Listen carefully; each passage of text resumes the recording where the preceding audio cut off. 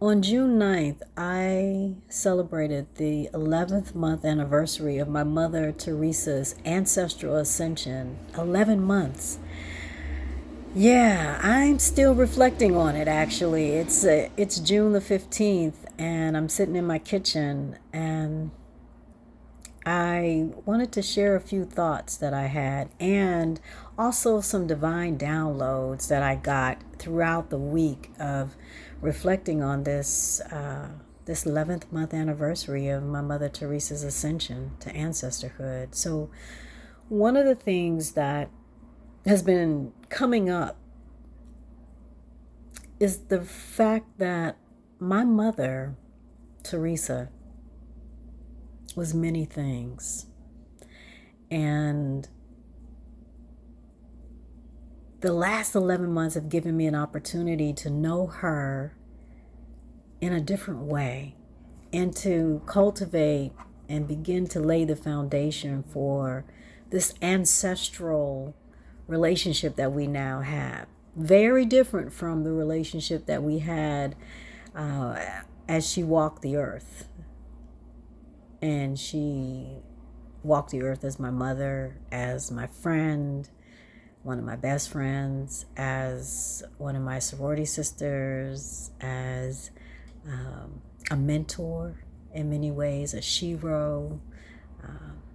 This ancestral realm relationship,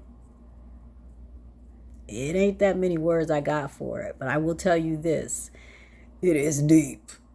And just when I think it's gotten to the deepest part of it, there's more. And I'm realizing that there's always more. And what my mom is teaching me as an ancestor, as a loving, wise, and well ancestor, is that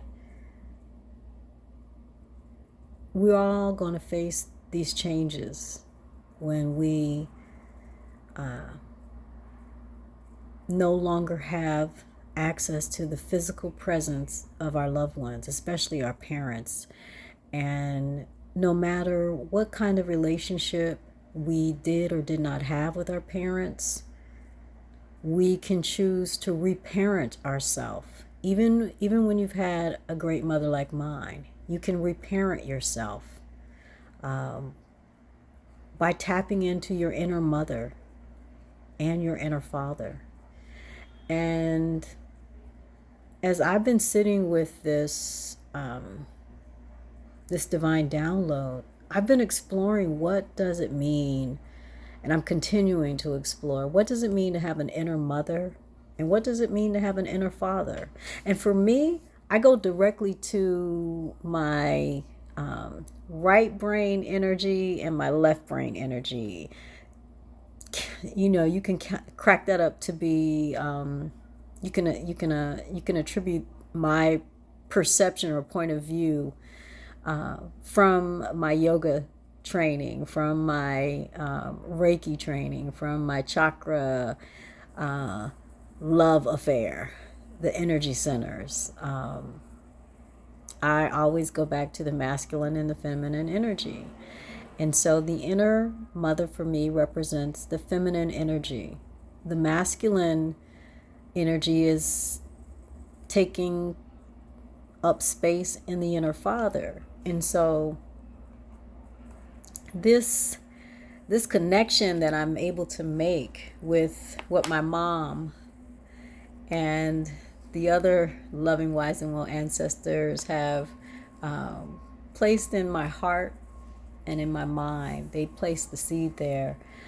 And the way that I look at the inner mother is that the inner mother that lives inside of us is in our right brain. It's the right brain energy that's connected to how we feel, our intuition, our wisdom, that inner voice, our creativity, our capacity to give ourselves loving kindness, compassion, non-judgment, patience, and forgiveness, the ability to nurture ourselves, the self-care, and our ability to learn. The learning comes from the inner mother. Now, the inner father is in our left brain. And that's the left brain energy that's connected to the logical side of us, the analytical side of us, the doing part of us, the part of us that organizes and takes action in our lives. And we all have this masculine and feminine energy, and we get to tap into it when we use our birthright of mindfulness, when we become aware, when we choose to be aware of this energy. And I'm learning how to cultivate a deeper sense of myself through the inner mother and the inner father.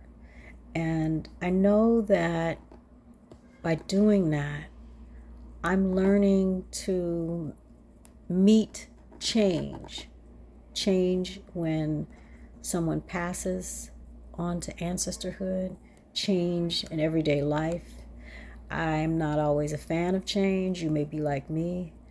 And my mom's spirit knows that and is helping me have a different relationship with change. And earlier this week, I wrote some things about change in my journal, and I'm looking for it now.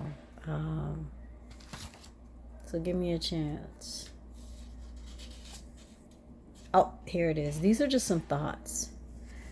Change makes us vulnerable. Change makes us vulnerable. Change makes us vulnerable. And you may not be a fan of vulnerability, because depending on what society says, it could look like you're weak. But I'm here to tell you that vulnerability is one of your strengths. I know for me, I'm learning how to really, really, really, really, really embrace that. And by embracing that, I'm looking at change as something that involves my choice. I have a choice in how I respond to the change. The change makes me vulnerable. And when I'm vulnerable, I can go into my heart and tap into the 5 core commitments of thriving mindfully.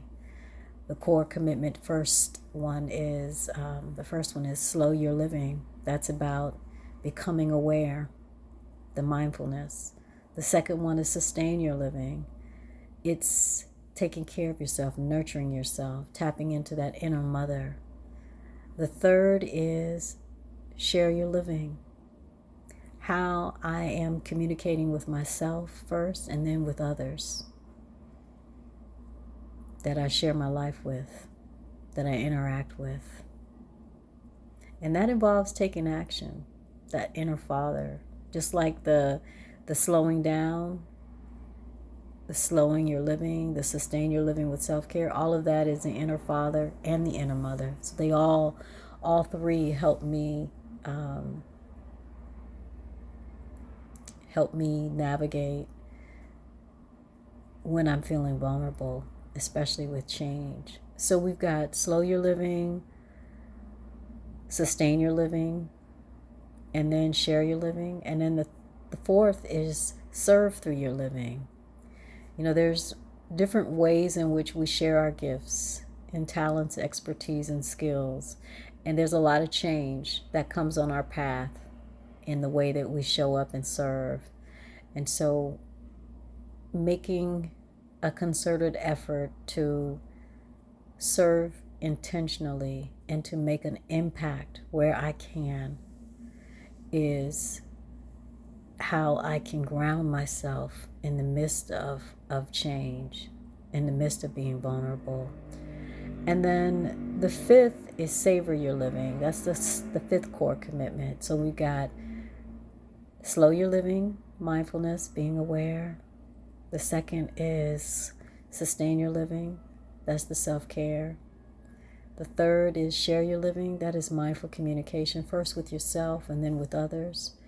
The fourth is serve through your living. That's being mindful and intentional in how we share our gifts, talents, expertise, and skills to make an impact in the life of another or others. And then the fifth, savor your living. That fifth core commitment of thriving mindfully is about identifying and celebrating your small, medium, and big wins with gratitude. And it's that gratitude that I've been able to navigate change with a stronger foundation. That's a big win for me, especially over the last 11 months. To be able to see the small, medium, and big wins, that's a huge, huge gratitude moment. That's a huge savor your living. And then finding ways to celebrate. Finding ways to celebrate the small, medium, and big wins. For me, of late, it has been allowing myself to have watermelon on a daily basis. Not only is it healthy for me, but it's one of my favorites, especially during the summertime. And wearing my lip gloss. That's another way that I celebrate. So those are just some of the ways that I'm taking what I am learning in these 11 months from this ancestral relationship with my mom and moving forward in my life. It hasn't been easy.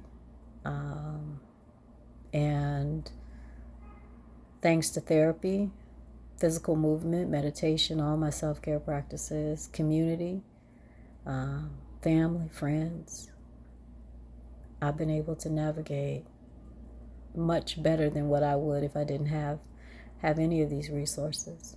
So I thank you for being on this path with me. Next month, we celebrate a whole year of my mom being a loving, wise, and well ancestor. So stay tuned. I'm going to host something on July the 9th to honor her presence, continued presence. And as she reminds me all the time, she's always going to be here with me.